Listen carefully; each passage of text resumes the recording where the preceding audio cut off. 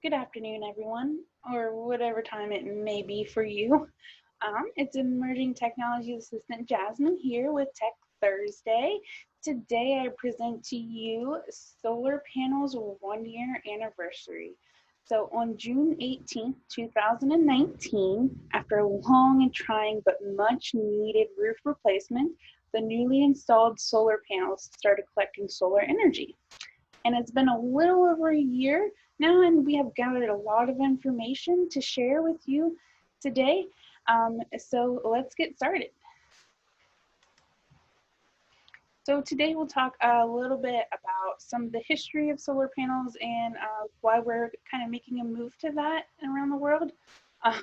And find out how much energy the John McIntire solar panels have produced and what kind of factors go into that production.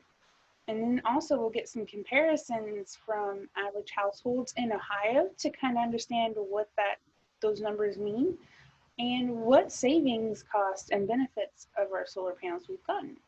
And then also we'll talk a little bit about some other things going on in solar energy around the world.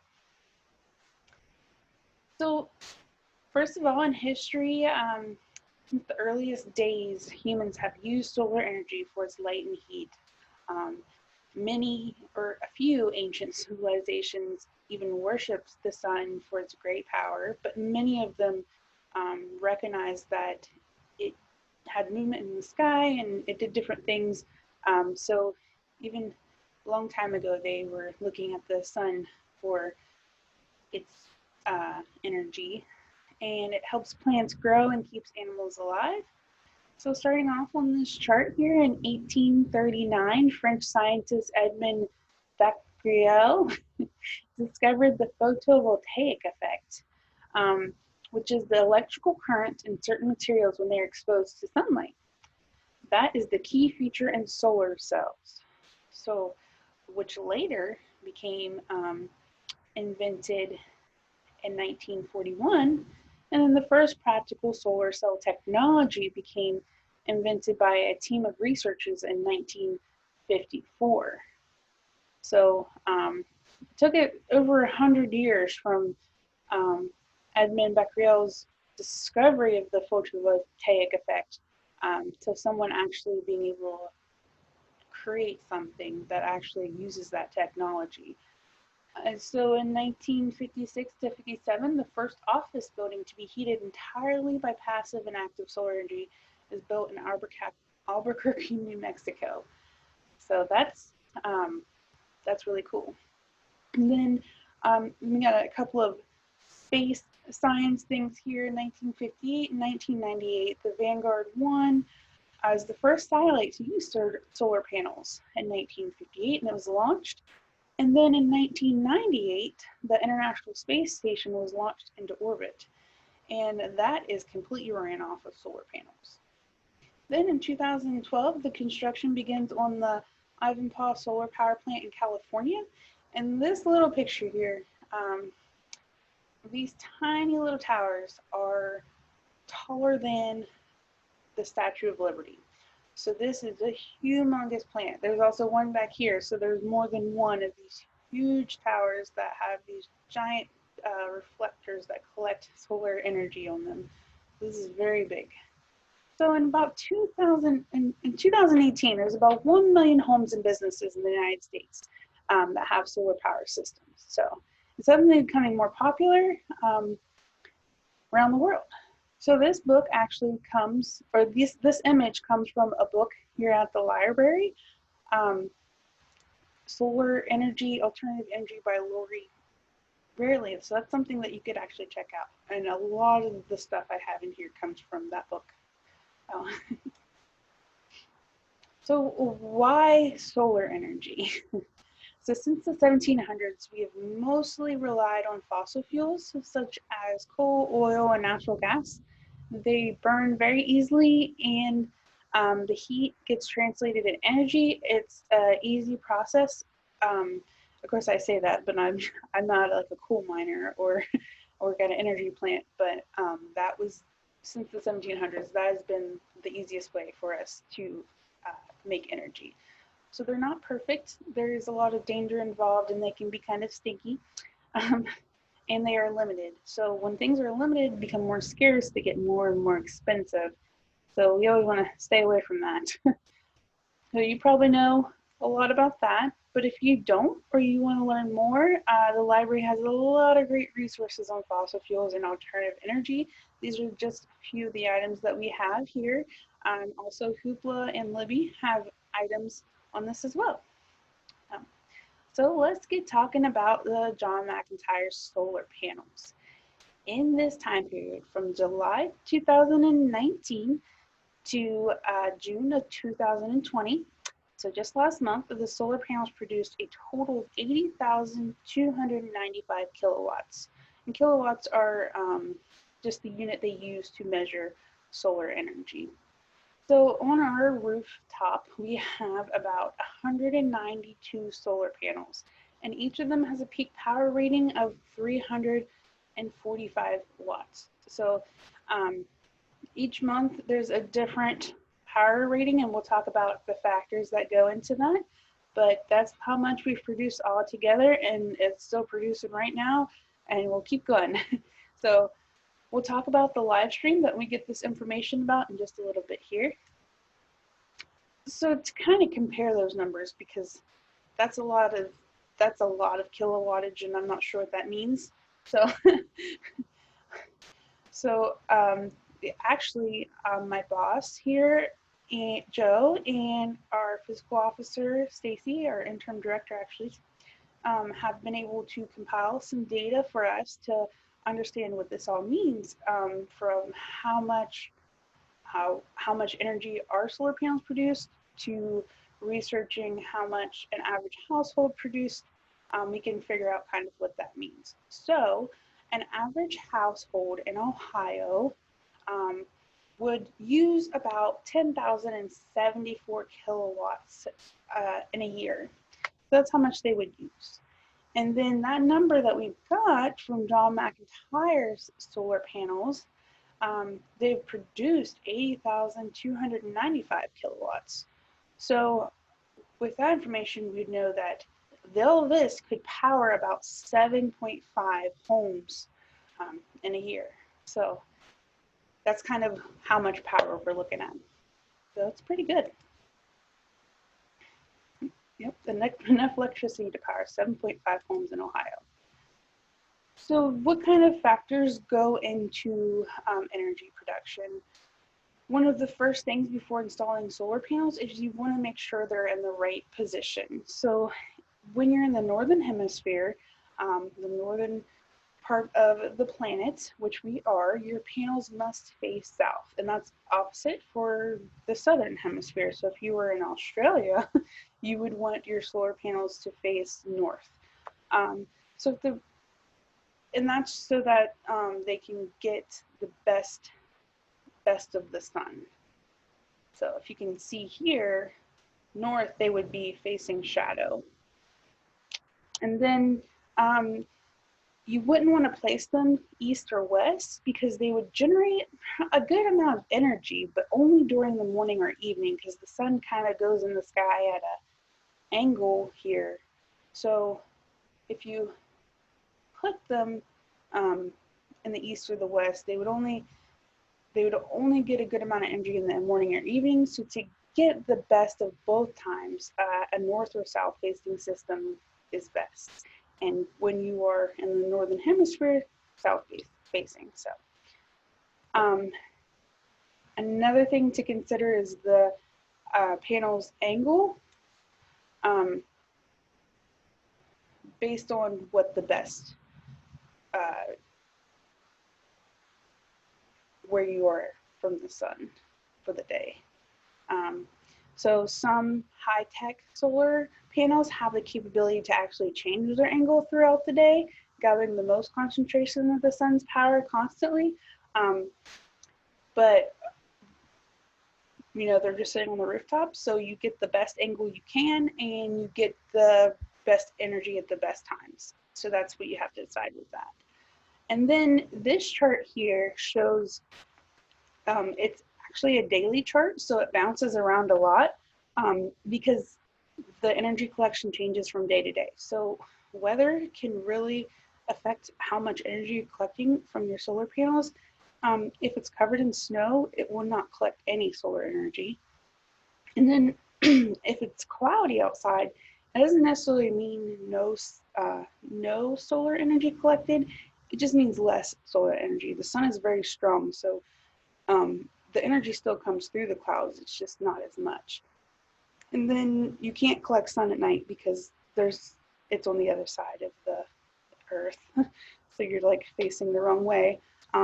That's probably a little obvious, but so this kind of leads to the difference in the length of day. So during the summer, the days are a lot longer than the winter, so you have more time to collect solar energy. So this orange line here is our 30-day average, and it dips down really big during the winter months, and that's because the days aren't as long and there's not as much time to collect that solar energy. But if you look, there's day in September where there's hardly any solar energy, and this day you actually collect less than a day in like February where you have quite a bit. So you have sunny days in February, as long as there's no snow covering the solar panel, you can get quite a bit of solar energy. And then some days in September, it's really, really cloudy, stormy, you're not going to get any. So it changes from day to day, time of day, and then the time of year, the weather. You want to make sure you have the right angle, facing the right direction, and there's a lot that goes into it, but you can get a good amount of solar energy if you have it all set up right. So the next factor is how you're capturing your solar energy, and the library uses solar cells. So that's the photovoltaic effect that we talked about on the timeline, and the solar cells change sunlight directly into electricity.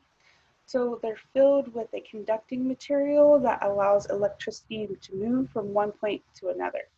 And they're grouped in these panels that are solar arrays, and then sunlight comes down, sunlight called photons, comes down, and it hits top of the cells. This conducting material in these cells absorbs some of the photons, and it transfers the energy to electrons in the conducting material. So the electrons move out of the cells and into a wire. The wire moves electrons in one direction. So this movement is known as electricity. So it's kind of like a like the light bulb over there. Try to make it simple sounding as I can. It's very sciencey. I like it. So one of the questions I get asked a lot, or I did when we first had the solar panels and people were still very curious about it, is what happens when the solar panels are producing more energy than we are using at that time. So we haven't produced enough energy to cover all of the energy the library uses. This is a very big building, and we use a lot of energy here. So if we're producing more at a time, can we save that for a time when we need it? So let's say it's like a sunny, beautiful day in August, and the solar panels are collecting at their full capacity, and they're just collecting all the energy, but the library is closed and there's no one here, all the lights are off. So it's definitely collecting more energy than we're using. So does it just like hang out, or what happens? So it can actually be stored in a backup battery. This is very common if you have like a household. People will have a backup battery and they can store that extra energy there. And then maybe like if it's nighttime, they can use that battery.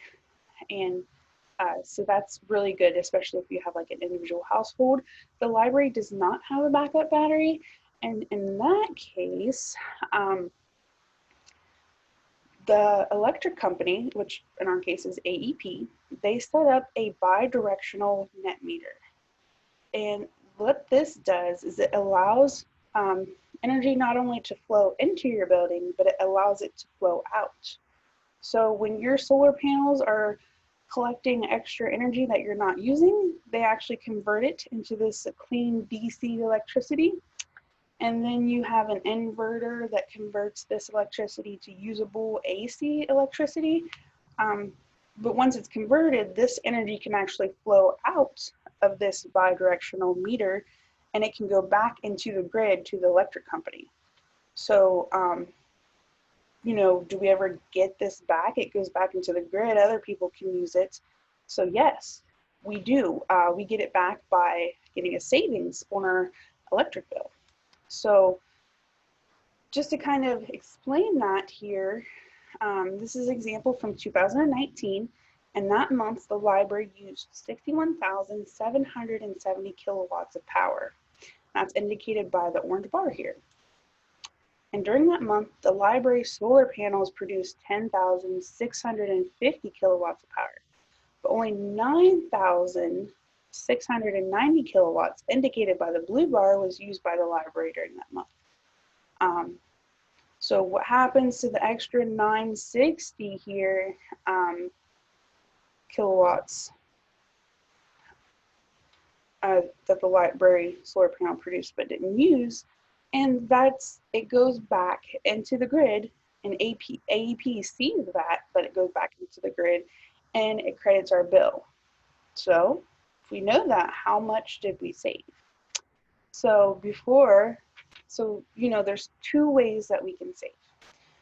When more power is being produced than used, and the excess power feeds back into the electric grid, and then we receive that credit. So AEP is at a rate of about a little over a nickel per kilowatt. And then another way we save is when power is being produced and then we get to use it. We don't get billed for this power, it just reduces the amount that we get billed from AEP. So we're applying a static savings per kilowatt, and it's difficult due to like the variations and non-static additional charges. So if you see like charges like transmission service charge, distribution service charge, I will often hear from people that have no idea what that means. You can Google it, and there's tons of explanation for what those mean, but it makes it very hard for us to actually calculate the exact savings. So we're just going to go by that basic 5 cents. So this chart here will show us an actual total monthly savings. And like I said, this is based off of the 0.0515 dollar. So like a little over a nickel per kilowatt to get these figures. And again, it's that static savings per kilowatt. And it's difficult because of the non-fixed fees and charges that go along with the cost. So true amount is likely closer to double of that. And our total savings add up to almost $4,200 for the first year. So if you can imagine, this is like without any sort of the non-static, like those transmission fees and all that. So we definitely save this, but it's probably almost double that. So that's really good for a first year of savings. I think so. So some more savings that we made. And this information right here comes from our live stream, which I'll show you how to get there in a moment. But first, this is our CO2 emissions saved as of July 15th, 2020. So we've saved 139,062.05 pounds of CO2 emissions. And so the equivalent trees planted for that is 1,050. So yay, plant some trees. So how do they calculate this number? That seems kind of important. Like, how do you just decide that that's how many emissions that you save based off of collecting solar power? And this number comes from multiplying the system's energy production by the US EPA and local standards of CO2 and trees planted factors. So they use that information to come up with this. So this kind of leads to CO2 helps heat the atmosphere, and we need that to keep the earth warm so things can live here. But when too much is produced, the excess, a lot of it gets absorbed into the ocean, and it's been having negative consequences. So like this coral reef right here was once teeming with life, but is no longer. So that's just, this is really great, and we'll talk about how to go to the live stream. This right here is a screenshot of the live stream where I got information about the CO2 emissions, and this has a lot of information on it, and it's available at any time for anybody. So it tells you the current weather at the moment. It would be like around this area. It's changing constantly. So when I took the screenshot, it didn't actually have the weather. It has this beautiful MCLS logo right there. And it has the current power, energy that has today, energy for the month, and then it actually has the whole lifetime energy, which is really cool. It's in megawatts. So that's like 1,000th of the it's like times 1,000 kilowatts. So it's a lot. It also has like these graphs on here that help display this information, and it's constantly changing. It has a couple different graphs here to display this. So, and it is live. So it's I checked this, and the time was right when I checked it. So it's constantly updating live. And it also has the peak power, so that's really cool, like what the peak power is right now. So you can get to this at any time by going to our website. It's always on the scrolling menu on the very homepage of our website. So we're going to talk about some solar energy around the world. So many communities in Africa and other places around the world do not have access, easy access to electricity. There just aren't power lines and electricity plants, you know, like there are in the United States everywhere. So with solar panels, people can charge their phones, they can power, you know, a couple of lights in their homes. And, you know, from going to using a candle or whatever, flashlights, wherever, this can really make a difference, especially being connected to the world with the phone and being able to charge it with that solar panel. This is the Solar Impulse 2, and its wings and body are covered in 17,248 solar cells that are as thin as a human hair. So this is completely flown by solar power. And in 2015 to 2016, 2 pilots traded off, flying it around the entire planet. So right now, the plane needs to be very lightweight. So the technology definitely needs improved before regular planes could be get their power from the sun. But you know, the possibilities are quite amazing from this. You know, knowing that the International Space Station completely goes off of solar power, and that they can now fly a very light plane, but a plane all the way around the planet, is really cool. So this is in Shanghai, China. This is a solar array offshore. So one of the ideas that they had is that you know, they don't have a lot of space, and there's a lot of people that, you know, need a lot of energy. So they use the ocean space to put their solar farms that can power hospitals, schools, and they plan to even be able to like power whole cities with these solar arrays offshore. So that's, you know, they can use that space when they have very limited space. And this is not a real image. This is kind of an image that someone created. This is the new technology that they are creating, and it would have windows that you can see through. They're still usable windows, but they would be able to collect solar energy. So they would be like solar cells within windows that could go all the way up. So like say if this whole skyscraper was covered in windows that collected solar power, it very likely could power the whole entire building. But that is a new technology that they're working on, so that's something to look for. And then again, the International Space Station, it has the 8 solar arrays. They do rotate around to be constantly collecting the sun's energy. I mean, it's right there. Why not? So this it provides all of the electricity for the astronauts living there. So it's it's their source of energy. So that's what I have for you today. So some takeaways before I sign off here. There's many ways to use solar energy. So I talked about the solar cells. Um, there's also reflective mirrors and heating water. You can even purify water with solar energy. Um, there's a lot of possibilities with it, and there's a lot of things to if you're interested to learn about.